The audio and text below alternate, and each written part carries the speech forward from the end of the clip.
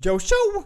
It's Window Wandering Wednesday. This is your source for the latest science and technology news. There's so much to talk about today, and honestly, you're not going to hear about this stuff for the next 5 years. So get the news ahead of time. This is all dope science and tech news. We got stuff like fake DNA. This human genome does not exist. We got new math that we can't even understand. Metahumans in our browser, hover cars, body batteries, and my favorite, whoa, almost got so excited. My favorite, a fucking cure for baldness, baby. No more. Gonna get some hair back. All that and more. Let's wander.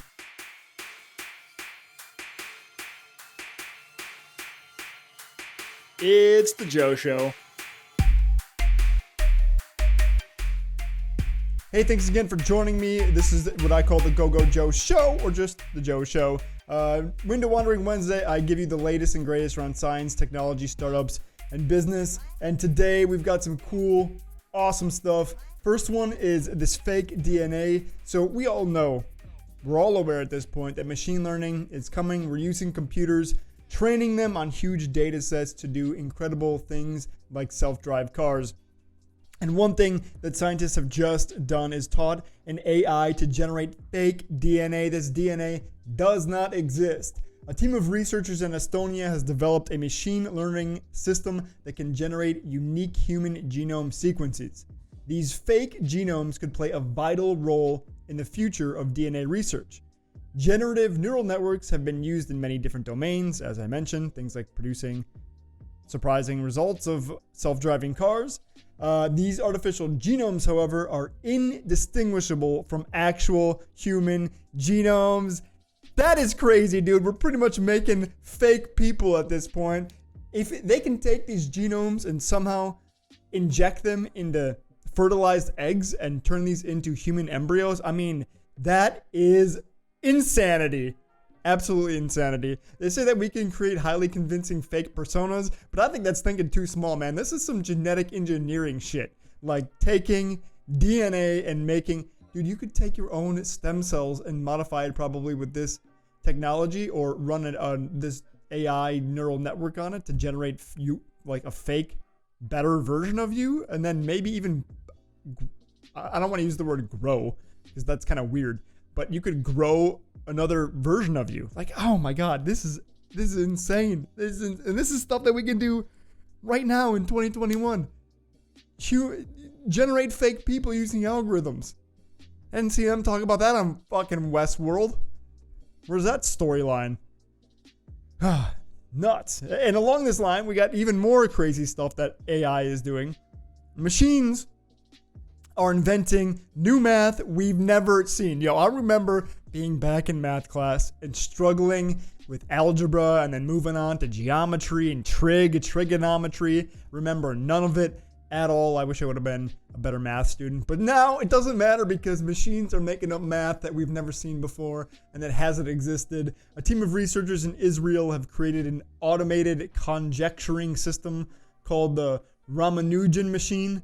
The machine was named after a mathematician who developed thousands of innovative formulas oh my god, I can't talk. Who developed thousands of innovative formulas in number theory with almost no formal training. Oh, that's cool. Seems like a non-formal mathematician making new math.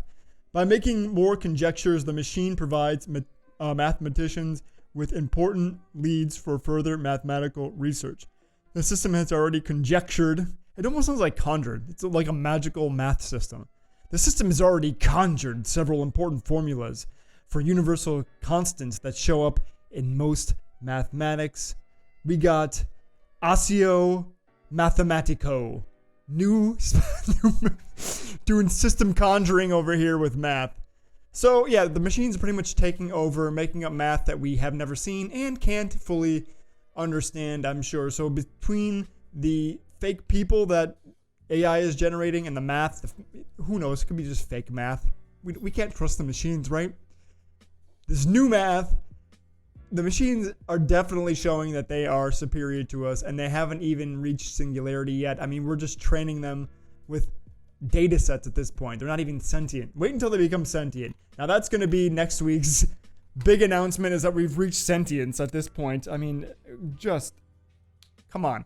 And alongside of that, Unreal this week, the game engine announced that they released a new a new tool called Metahuman that lets you craft realistic faces inside a browser. Imagine if they team up the Metahumans and you can generate fake teens. We could completely eliminate the dark web. If they teamed up with the researchers doing the generation of fake AI, human AI, oh my God, I can't talk.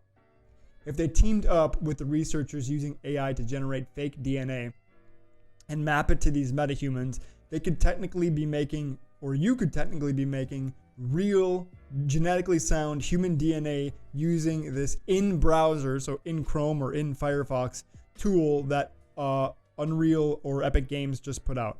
It's Epic, yeah, Epic Games just put out. And if you look at the tool, which let's open it up, maybe we can actually see it here. It is creating metahumans that are incredibly realistic. I am a metahuman. The next generation. Now there's some problems like around the mouth. It still doesn't look like it's lit correctly. The shadows look a little too dark. You can't see too far into the mouth. And some of the motions around the eyes and lips in general look a little bit off. But if you're just glancing at this, it's very hard to tell at this point that this is not a real person. If you just glance on it, you're like, yeah, it's probably a real person. And apparently we can do this in browser. So I'm just going to click it right here. And it says high fidelity humans within minutes, register for updates. Digital humans are the future sample project. They used it to give this game Senua's I think it's Senua's Sacrifice. Yeah, this, I guess, fake people. They used the tool to generate the fake people for Hellblade 2. If you haven't played Hellblade 1, it's a really interesting look into mental health, by the way. You should check it out. Get sample project. Oh, so I have to sign in to buy it. Maybe I'll do a video on it on Tuesday. You can check it out next Tuesday, my Tech Tuesday. Come back for tech stories. So yeah, you combine this technology, this fake DNA, with this fake people, and then all of a sudden we've got actual people, right? That's how that works.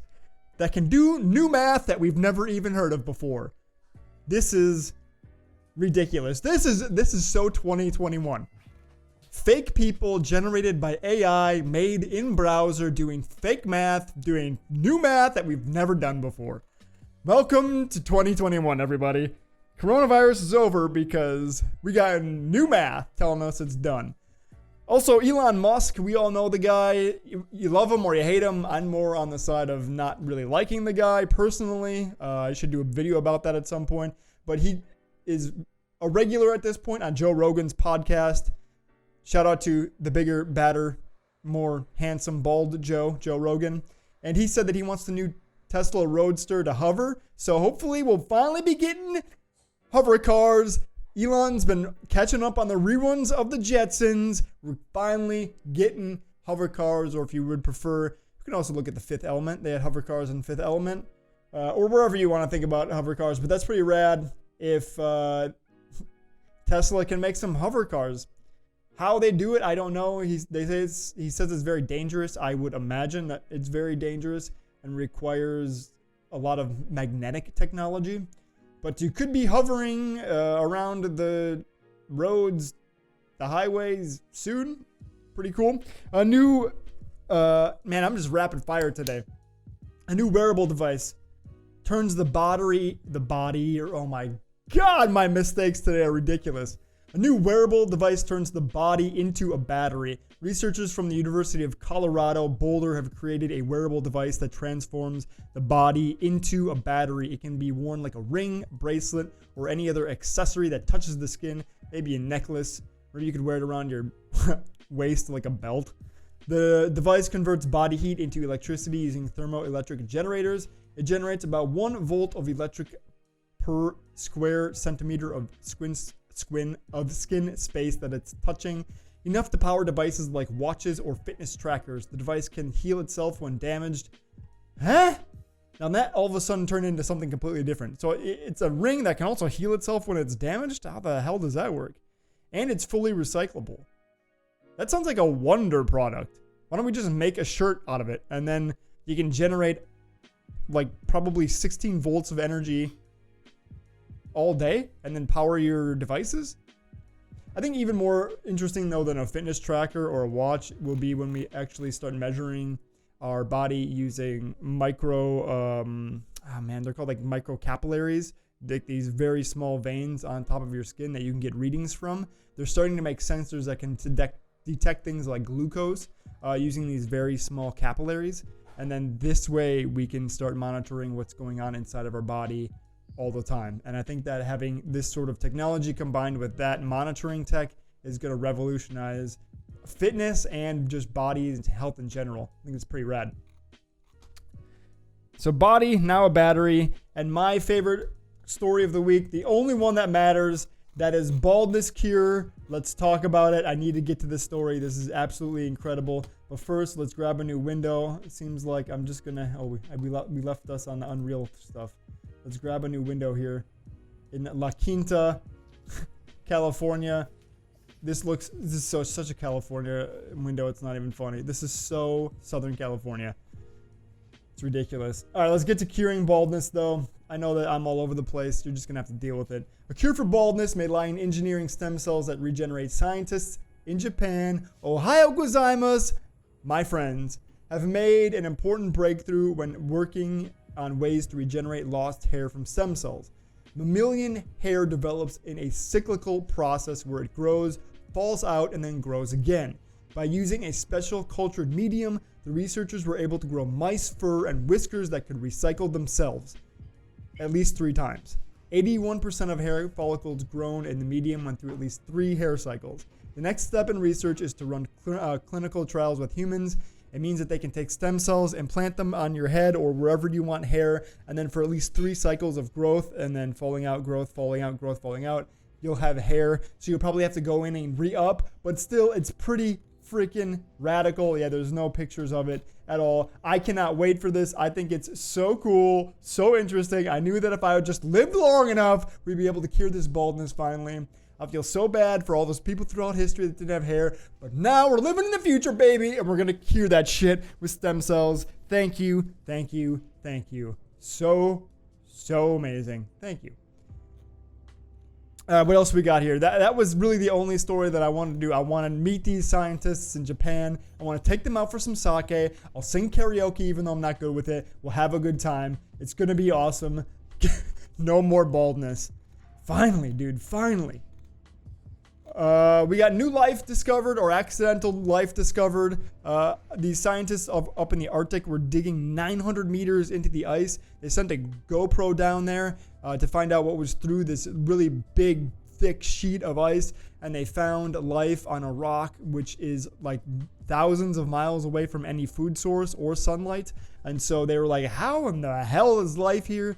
And I think that these microcurrents carry very small plankton so that the sponges can eat. But still, it's pretty cool that we're finding life all over the place where it's not supposed to be. Really gives me hope that there is definitely alien life out there. I mean, if not at this point, there's just no way that there's not alien life out there. There 100% has to be alien life out there. And if the alien life are pigs, we're going to have to be careful because scientists have just confirmed that pigs can game. Scientists have confirmed pigs can game. 4 pigs showed a remarkable ability to play a joystick-operated video game originally developed by NASA to test monkeys.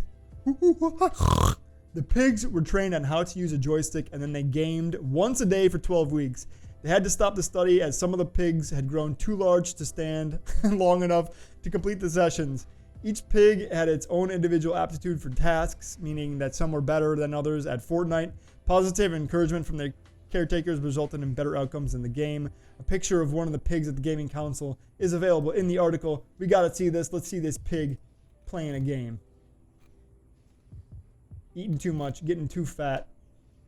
So I hate this about Vice. I use the Brave browser because I don't want to be tracked all over the internet. And for some reason it breaks Vice.com. Don't know what that's about.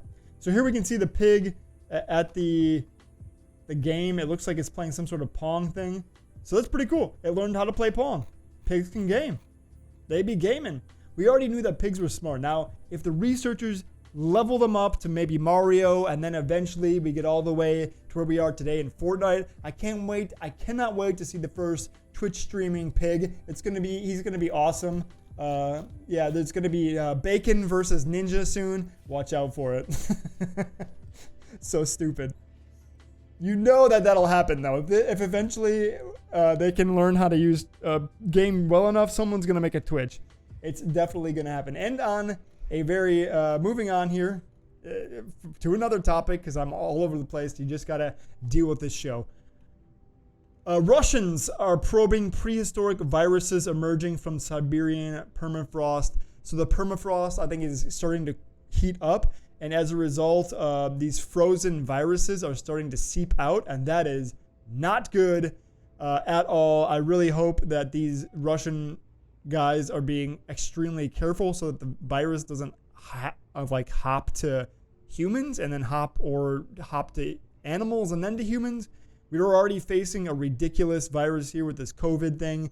We need to be more careful about how we're managing viruses and interacting with animals. And these Russian scientists probing prehistoric viruses are frightening because generally we're not going to have the antibiotics to fight against these sort of prehistoric viruses. Or not antibiotics, antivirals to fight against them. So that is frightening. Let's not do that. Let's stick with the pigs that can game. That would be fantastic. And last thing is, speaking of AI and machine learning, Google just put out its trillion parameter AI language model to compete with GPT-3. I've done a bunch of videos on GPT-3. It's very exciting. It's a huge data set that you can use to train things to generate, like, for example, copy, advertisements, anything with the word, with the spoken or written, I would say the written word. And Google just put out one that is like 100 times bigger than theirs at 1 trillion parameters. And they just open sourced it. It's called Switch Transformer. I tried to do a story about it last week. I might do a story about it here on one of these Tuesdays because it wasn't quite out yet. But it seems like they have now released it on GitHub. So I'm looking forward to how this is going to compete against GPT-3 and how people are going to use it. Now there's going to be the race to see if GPT-3 is better or if Switch Transformer is better.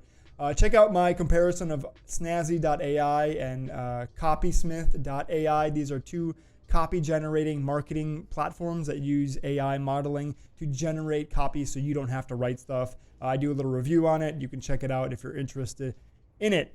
And that's honestly all I wanted to talk about for today's Window Wandering Wednesday episode. We only got through 2 windows, but that's all right.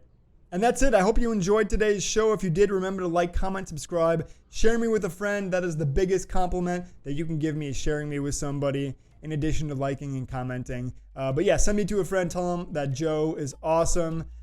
Just send Joe's here and then my link to my video. That would be perfect. Come back every Wednesday for science, tech, and business news. I hope you enjoyed it. Let me know what you thought about it in the comments. If one of the stories stuck out to you, yeah, let's discuss it. Otherwise, until next week, I hope you wander somewhere cool because you know it. I love you.